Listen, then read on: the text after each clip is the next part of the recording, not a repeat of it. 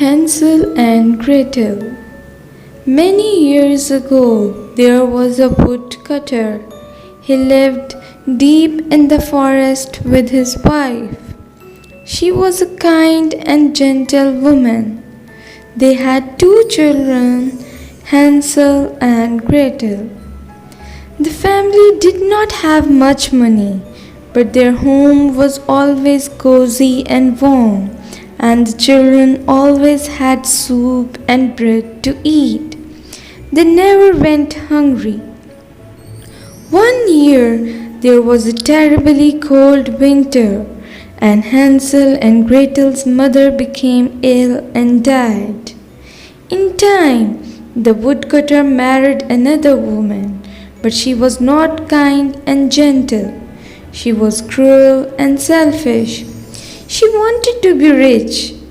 She was angry that they could only afford soup and bread for every meal.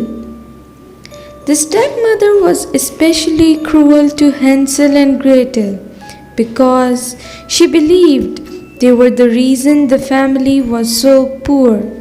Young children eat too much. It's your fault that we only have soup and bread. She wanted the children gone. One day, while the woodcutter was out cutting wood, the stepmother called Hansel and Gretel into the kitchen of their cottage. "There is not enough food to make soup for dinner," said the stepmother. "We all go hungry tonight.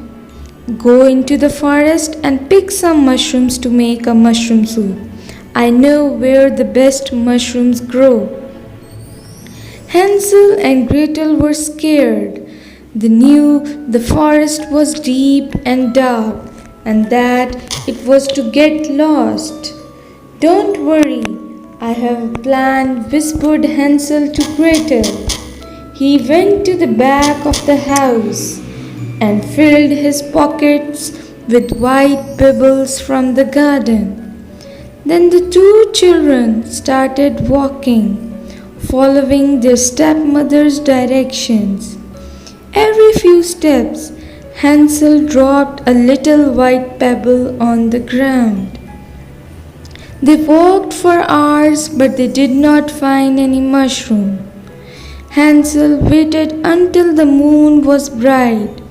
The moonlight shone through the tall trees and made his tiny white pebbles glow. The stepmother was furious. She did not expect the children to find their way home. "Little fools, where are the mushrooms?" the stepmother shouted. "Now we have nothing to eat. There will be no dinner for you tonight. Go straight to bed." The children went to bed, hungry.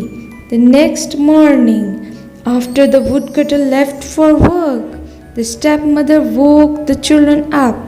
Wake up, you little fools.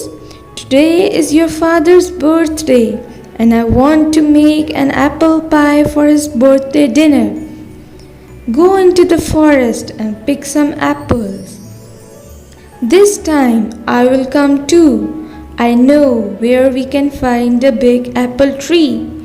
She gave them a loaf of bread for the lunch, and then she hurried them out the house. But clever Hansel had a plan.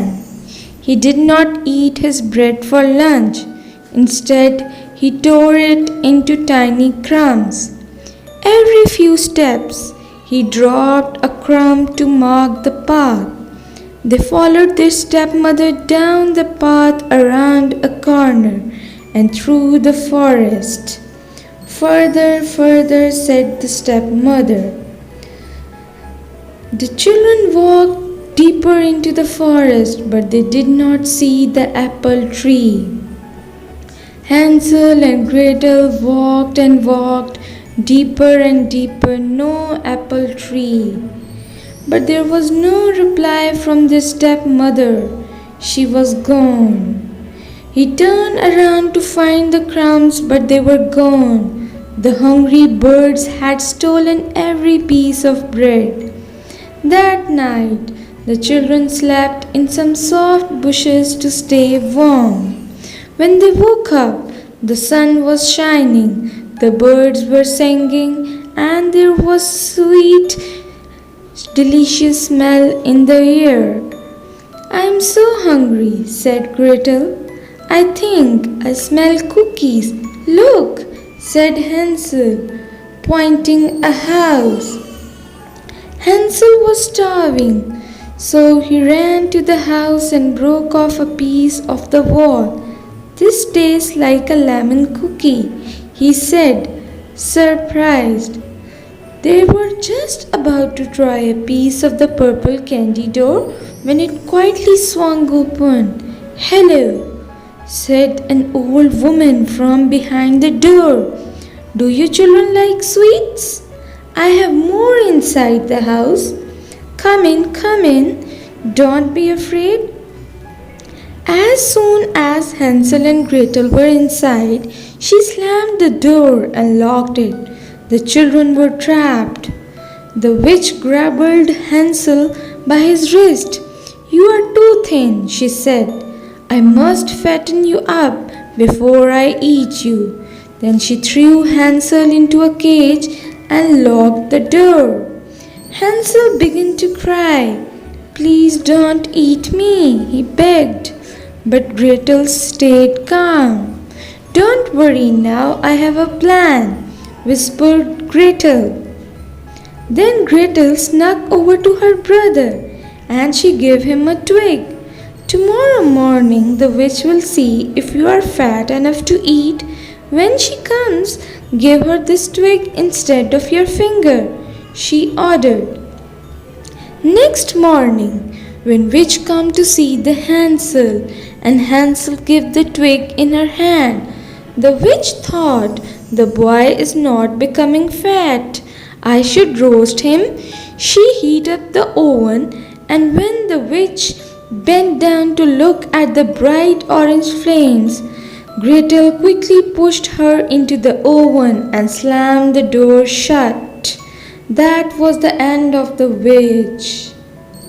Gretel unlocked Hansel's cage. The children found a basket and filled it with cakes and cookies, pies and candies. They ran away as fast as they could. They ran all night, they ran through the forest. Eventually, they heard the sound of someone cutting woods in the distance. It was Woodcutter. The children ran to their father and hugged him and kissed him. He cried and cried, but he was actually very happy.